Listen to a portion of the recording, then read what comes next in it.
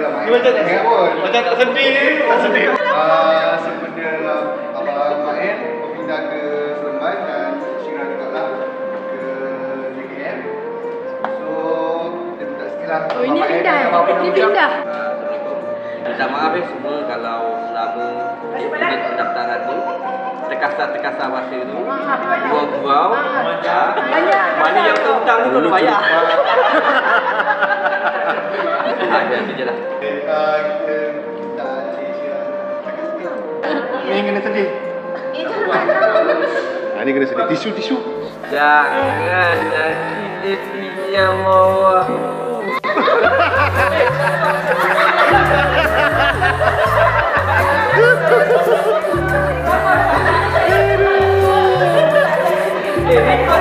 Ini rekod tau.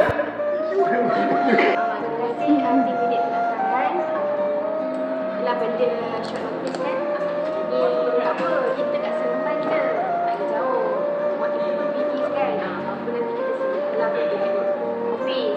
Kalau pada kat Seremban, kita baca makan office. Alhamdulillah. Nanti kena selisih tak jalan ni. Macam kita dekat dia. Kalau saya tak pasti siapa yang menggantikan. Sebab yang baru hari ni dapat makluman.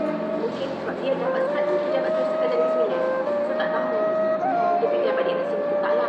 Lalu kepada suku cakap kan itu dah tahu. Tapi apa-apa pun, siapa yang datang, tak kisah dia peringkat saya, dia peringkat rumah ini.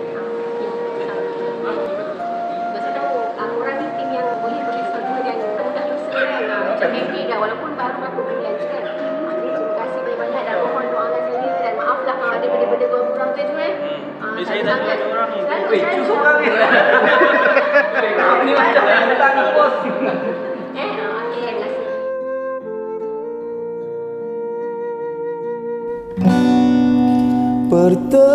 Pertemuan kita di suatu hari menitipkan ukhuwah yang sejati. Bersyukur ku ke hadrat ilahi di atas jalinan yang suci.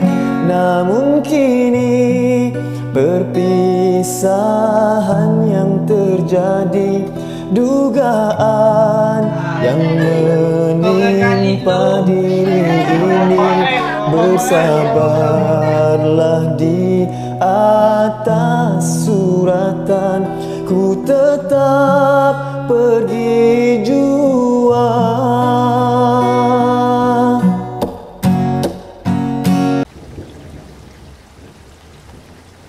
Ni kena sedih.